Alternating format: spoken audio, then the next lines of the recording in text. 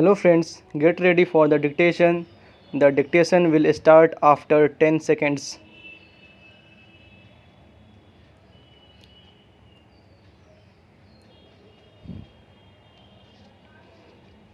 Start. Infrastructure development is the very backbone of any strategy aimed at achieving higher growth and large scale employment generation. However, an unfortunate impression gained ground after the first phase of liberalization that the government will have less and less to do with infrastructure development.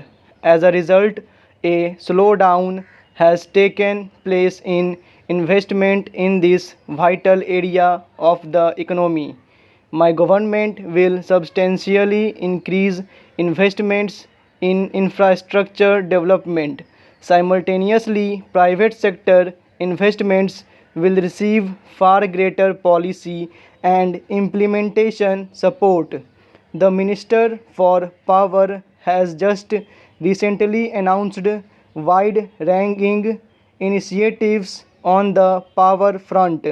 My government will take firm decisions and also support firm decisions of state governments to bring financial viability to the power sector.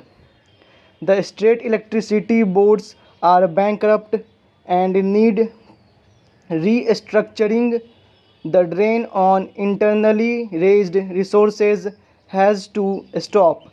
In this regard, the country should take note of the bold but painful steps the Andhra Pradesh Chief Minister has taken to guard and raise the viability of power generation and distribution in his state.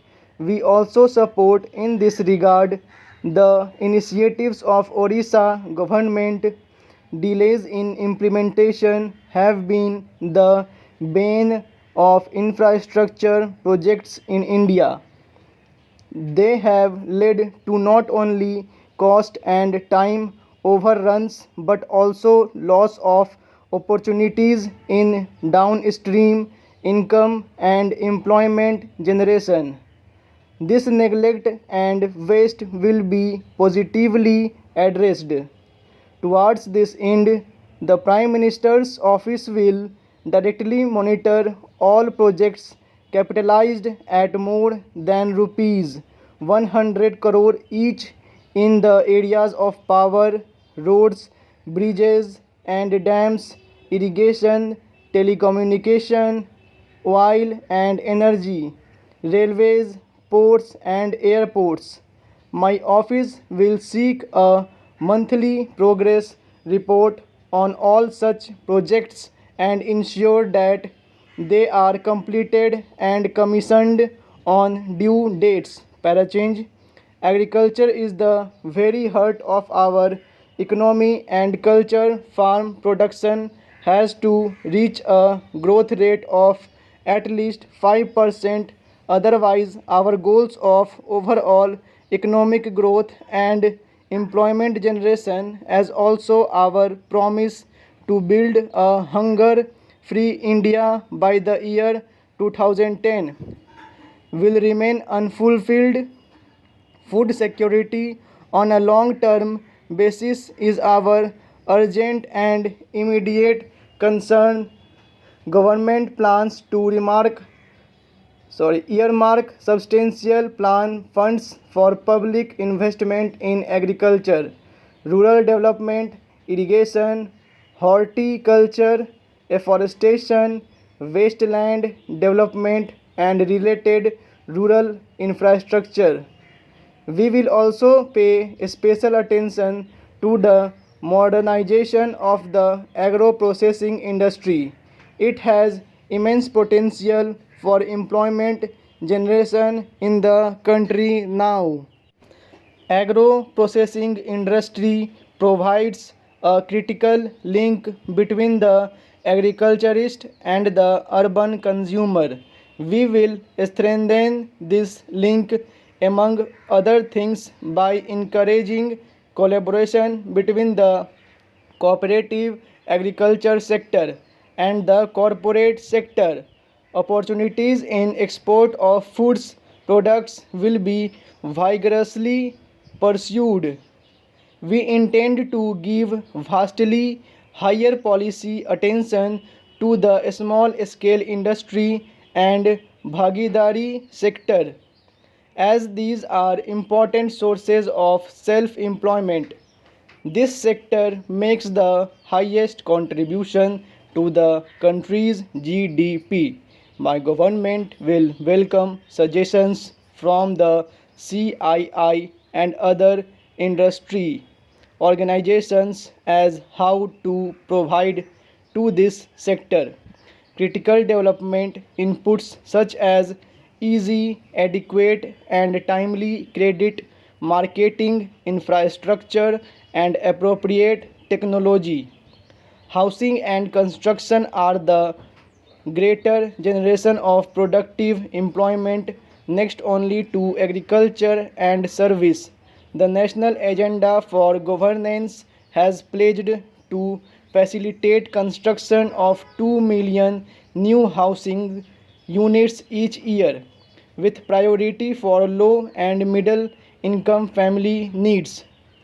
Within the next 60 days, my government will unveil a national housing policy. All impediments in the realization of our stated goals in the policy will be removed forthwith. The Urban Land Ceiling Act will be suitably amended to facilitate realization of housing goals and to boost construction. Information technology is an area of special importance. It has already revolutionized the world. No country can hope to develop global competitiveness of if it ignores information technology. This is one area where India can quickly establish global dominance. India can be fully competitive in this area with tremendous payoffs in terms of income generation and creation of high quality jobs. This area also provides an alternative and attainable opportunity to Indian business and industry to become software Caesars. Just three Indian companies, not exactly household names, have today a market capitalization of rupees 13,000 crores and all are also aggressively exporting. In this connection, I invite a specific suggestion from trade and industry for removing any bottlenecks in the way of faster growth of the infotech industry. In the national agenda, we have pledged to make India software superpower. Within the next 30 days, we will set up a national information technology task force which will formulate a draft national informatics policy. The government will initiate immediate steps to effect reforms in the public sector. These will embrace the whole gamut of imaginative restructuring, including transparent disinvestment and reducing PSU losses. Indian industry must improve its global competitiveness and strengthen its export muscle.